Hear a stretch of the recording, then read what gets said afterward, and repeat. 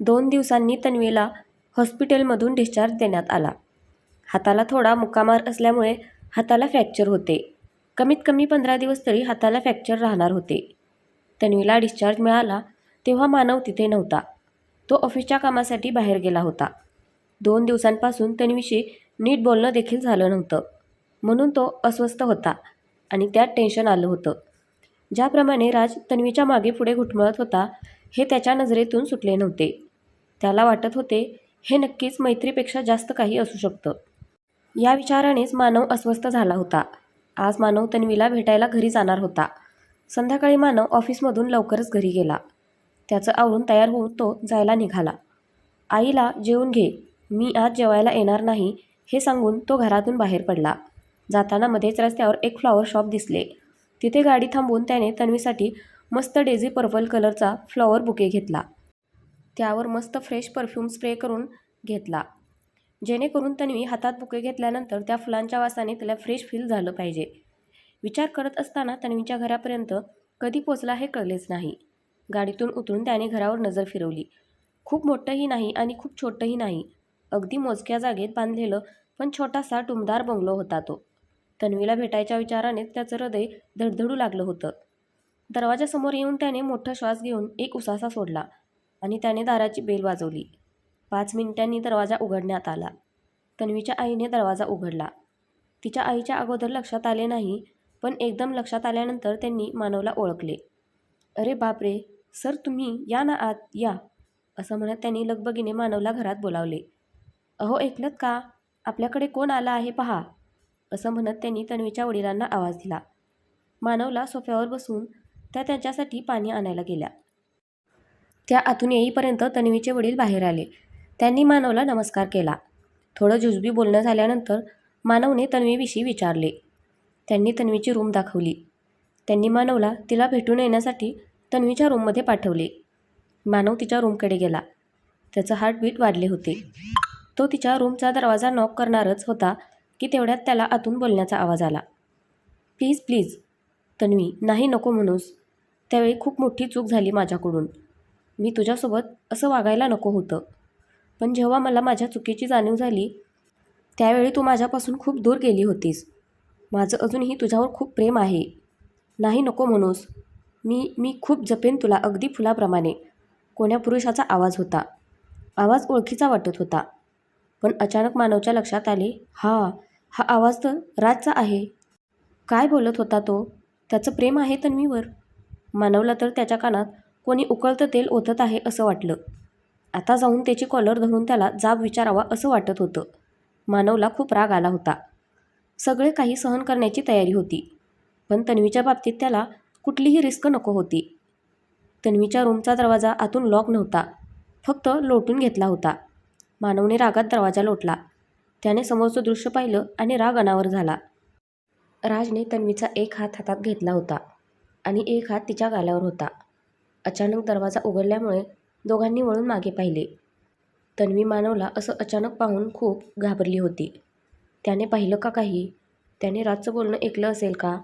असे अनेक प्रश्न तिच्या मनात डोकावून गेले. मानवचा चेहरा पाहिल्यानंतर तिच्या सर्व लक्षात आले होते. मानवचे डोळे आग ओकत होते. तन्वीच्या डोळ्यात अश्रू आले. मानवने रागात राजकडे पाहिलं आणि मग तन्वीकडे. तिचा हात राजच्या हातात पाहून तळपायाची आग मस्तकात गेली होती. त्याने तन्वीसाठी आणलेला बुके तसाच तिच्यासमोर धरला. तन्वी थरथरत्या हाताने तो बुके घेतला. मानवने राजकडे पाहिलं. तू बाहेर चल, मला बोलायचं आहे तुझ्याशी, असं म्हणून मानव एक वार तन्वीकडे पाहून बाहेर निघून गेला. मी आलोच दादाशी बोलून, असं म्हणून राज लगबगीनं मानवच्या मागे गेला. दोघेही बाहेर आले. तन्वीच्या आईवडिलांना येतो असं सांगून मानव बाहेर पडला. त्याच्या मागे राजही आला. काकू, मी दादाला सोडून येतो, सांगून राज बाहेर आला. मानव गाडीला टेकून उभा होता. राज आला. त्याने मानवकडे पाहिले. काय चालले होते आतमध्ये? तू काय बोलत होतास तन्वीला? माझ्यापासून लपवण्याचा प्रयत्न करू नकोस, मी सर्व ऐकले आहे. मानवने निर्विकार चेहऱ्याने राजकडे न पाहता त्याला विचारले. दादा, माझं प्रेम आहे तन्वीवर, आणि जेव्हा 12वीला होतो अगदी तेव्हापासून आहे. काही गैरसमजमुळे आम्ही वेगळे झालो होतो, पण त्या दिवशी ती मला तुझ्या ऑफिसमध्ये दिसली आणि मला पुन्हा नवीन उमेद मिळाली. राज स्वतःशीच हसत सांगत होता. तू बोलतोस ते खरं आहे हे मी कशावरून मान्य करू? मानव: दादा, तू हवं तर तन्वीला विचार. तिच्यावर तर विश्वास ठेवशील ना तू? राज: जे तुमच्यात झालं तो तुमचा भूतकाळ होता.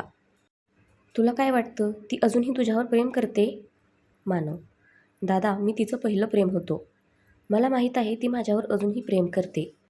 म्हणूनच तर बघितलंस ना तू, मी तिला आता प्रपोज केल्यानंतर ती मला नाही बोलली नाही. राज: पण ती तुला हो सुद्धा बोलली नाही. तिने तुझं प्रपोजल मान्य केलं नाही अजून. मानव: आता नाही केलं दादा, पण नक्कीच ती मान्य करेल आणि लवकरच ती हेही मान्य करेल की तिचं अजूनही माझ्यावर तितकंच प्रेम आहे. राज एकदम आत्मविश्वासाने सांगत होता. त्याच्या चेहऱ्यावरचा आत्मविश्वास पाहून मानवला थोडं टेन्शन आलं होतं. तो विचारच करत होता की तेवढ्यात राजने मानवला विचारले, पण दादा, तू का मला हे सगळं विचारत आहेस? मला नाही कळलं तुला नक्की काय हवं आहे? राज किंचित चेहऱ्यावर हसू आणत म्हणाला, कारण माझंही तिच्यावर प्रेम आहे आणि मला खात्री आहे की तिचं माझ्यावर प्रेम आहे, तुझ्यावर नाही. मानवने सरळ सरळ राजला उत्तर दिले. मानव एकदम ठाम होता. एक मिनिट, काय बोललास तू? दादा, तू चुकीच्या भ्रमात राहू नकोस, तुला नंतर त्रास होईल. राजने मानवची गंमत करत त्याला म्हटले. मला त्रास नाही होणार. मानवने हसून राजला उत्तर दिले. दादा, ती फक्त माझी आहे, तू आमच्यामध्ये येऊ नकोस. राज: ते कळलंच की कोण कोणाच्या मध्ये येत आहे. मानवने राजला रागात पाहिले व तो गाडीत बसून निघून गेला. राज एकटक मानवच्या जाणाऱ्या गाडीकडे पाहत होता. इकडे तन्वी मानवला अचानक पाहून खूप घाबरली होती. त्याने सर्व ऐकले असेल या विचारानेच तिला रडू येत होते. मानवने काही गैरसमज करून घेऊ नये असं तिला मनोमन वाटत होते, पण एकंदरीत त्याचे हावभाव आणि त्याच्या डोळ्यातला राग पाहून तिच्या सर्व लक्षात आले होते. आता पुढे काय करावं, त्याचा गैरसमज कसा दूर करावा तिला समजत नव्हते. ती डोके धरून बसली होती. तिचं लक्ष मानवने आणलेल्या बुकेकडे गेलं. तिच्या आवडीचा रंग होता फुलांचा. तिला अशी दुर्मिळ आणि वेगवेगळ्या रंगाची फुले खूप आवडत होती. तो बुके तिने हातात घेतला व त्याचा वास घेतला. तिला तो लव्हेंडर स्मेलने तिचं मन फ्रेश झालं. त्या बुकेमध्ये छोटीशी नोट ठेवली होती. तिने ती नोट हातात घेतली. त्यावर गेट विल सून असं लिहिलं होतं. तिने ती नोट ओपन केली. आतमध्ये लवकर ये, मी वाट पाहतोय असं लिहिलं होतं आणि एका कोपऱ्यात छोटासा हार्ट काढला होता. ती नोट वाचून आपसुकच तिच्या ओठांवर हसू तरळले. मानव गेल्यापासून राजला खूप अस्वस्थ वाटत होतं. त्याने मानवला खूप आत्मविश्वासाने तन्वीचं त्याच्यावर प्रेम आहे असं सांगितलं, पण तो सुद्धा तन्वीबद्दल शुअर नव्हता की तिचं काय मत आहे. जर मानव एवढ्या ठामपणे सांगत आहे तर नक्कीच त्याला तन्वीच्या मनातलं माहीत असणार. तन्वीचंही मानवदावर प्रेम आहे का? नाही, असं नाही होऊ शकत. तन्वी फक्त माझी आहे, फक्त आणि फक्त माझी. राजने हाताच्या मुठी जोरात आवळल्या. राज त्याच्या विचारातच घरात गेला. तन्वी आता हॉलमध्ये येऊन बसली होती. राजने तन्वीकडे पाहिलं. तन्वीने राजकडे पाहिले. त्याच्या चेहऱ्यावर स्पष्ट दिसत होते की काय झालं असेल. तिने राजला मुद्दाम काही विचारले नाही. राज येऊन चेअरवर बसला. तोपर्यंत तन्वीची आई आली. बेटा, तू काही खाणार का? आला तेव्हापासून मी तुला काही विचारलेच नाही. तन्वीची आई: नाही काकू, आता नको, मला भूक नाही.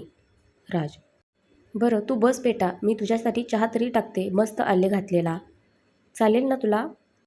आई: ओके काकू. तन्वीची आई चहा करण्यासाठी आतमध्ये निघून गेली. तन्वीचे वडील तर कधीच त्यांच्या रूममध्ये निघून गेले होते. तन्वीला राजने तिला प्रपोज केलेलं आवडलं नव्हतं. तिला त्याचा राग आला होता. मगाशी ती त्याला नाही असं सांगणार होती, पण अचानक मानव आल्यामुळे तिला काही बोलता आलेच नाही. पण आता ती त्याला सरळ नाही म्हणून सांगायला सज्ज होती. हे बघ राज, तू मला आता रूममध्ये जे काही बोललास ते मला अजिबात पटलेलं नाही. तू प्लीज काही गैरसमज करून घेऊ नकोस. तन्वी: अगं पण का? तू विसरलीस का तुझं प्रेम आहे माझ्यावर? आणि माझं अजूनही प्रेम आहे गं तुझ्यावर. मला लग्न करायचं आहे तुझ्याशी. राज दिनवाना चेहरा करून तिच्याशी बोलत होता. राज: तुझे काहीतरी गैरसमज होते. आपलं जेव्हा रिलेशन होतं त्यावेळी आपण लहान होतो, आपल्याला जास्त समज नव्हती. ते प्रेम नव्हतं, ते फक्त आकर्षण होते एकमेकांविषयी. तन्वी: नाही, असं काही नव्हते. मला माहीत आहे मी त्यावेळी जे वागलो त्यामुळे तुझा माझ्यावर राग आहे. पण मी खरंच सुधारलो आहे गं, विश्वास ठेव माझ्यावर. राज: माझा तुझ्यावर कसलाही राग नाही राज. ना तेव्हा राग होता आणि ना आता आहे. मी सर्व विसरून गेले आहे. तू पण विसरून जा आता. आणि हो, एक लक्षात घे की माझं प्रेम नाही तुझ्यावर. प्लीज हा विषय पुढं नको वाढवायला. तन्वीने सरळ त्याला सांगून टाकले. राजच्या हे लक्षात आले की तन्वी आता काही ऐकून घेणार नाही, म्हणून त्याने आता काही न बोलण्याचा निर्णय घेतला. ठीक आहे तन्वी, तुझा निर्णय मला मान्य आहे. माझी तुझ्यावर कसलीही जबरदस्ती नाही. येतो मी. एवढं बोलून राज निघून गेला. तन्वीची आई चहा घेऊन आली. अगं राज कुठे गेला? आई, त्याला अर्जंट काम आलं म्हणून तो निघून गेला. तन्वीने चहा प्यायला घेतला. खूप कामं असतात बिझनेसवाल्या लोकांना. तन्वीची आई, हो ना. एवढे बोलून तन्वी शांत झाली. इकडे मानव स्वतःच्याच तंद्रीत गाडी चालवत होता. आपण कुठे जातोय याचेही काही भान नव्हते. फक्त त्याला राजचे बोलणे आठवत होते. तन्वीचा राजच्या हातातला हात दिसत होता डोळ्यासमोर. एक वेळ त्याला वाटलं की तन्वीचंही राजवर प्रेम असेल का? पण त्याने लगेच मनाला आवर घातलं. मी तिच्यावर असा अविश्वास नाही दाखवू शकत. माझं प्रेम आहे तिच्यावर आणि मी तिच्या डोळ्यात पाहिलं आहे माझ्यासाठीचं प्रेम. मला माहीत आहे ती फक्त माझी आहे. मानवच्या डोळ्यात अश्रू जमा झाले. का नाही होणार? एवढे वर्ष त्याने वाट पाहिली आहे तिची. आणि आता कोणीही येऊन म्हणेल की ती त्याची आहे, मग का तो ऐकून घेईल? मानवने एका सामसूम रस्त्यावर गाडी थांबवली.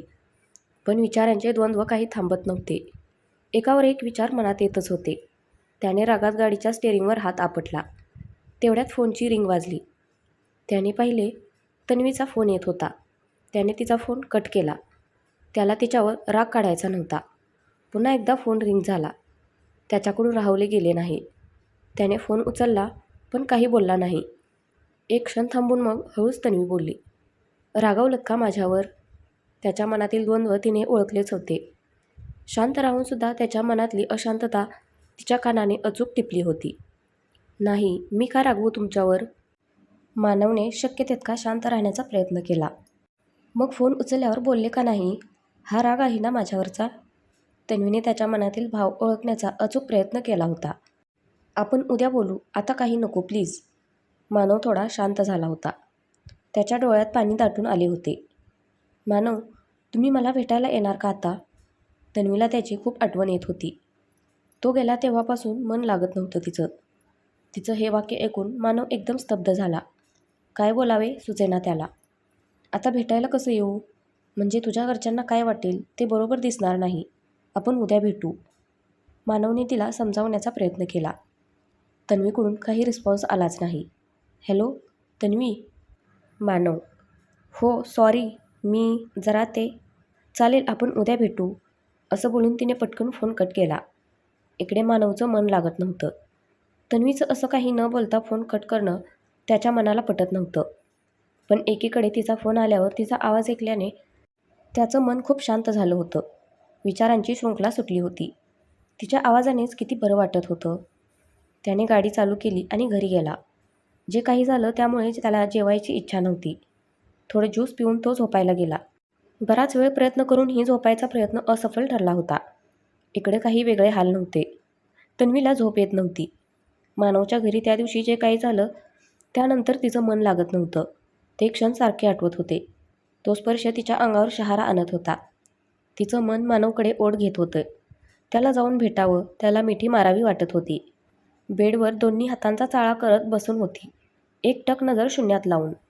तेवढ्यात बाल्कनीत दरवाजावर टकटक झाली. त्या आवाजाने तिची तंद्री भंगली होती. पुन्हा टकटक झाली. कोण आहे तिकडे? एवढ्या रात्री कोण असेल? तेही असे बाल्कनीमधून? चोर असेल की काय? या भीतीने तिची पुरती गाळण उडाली. कोण आहे बाहेर? पुन्हा एकदा विचारले, पण बाहेरून काही रिस्पॉन्स आला नाही.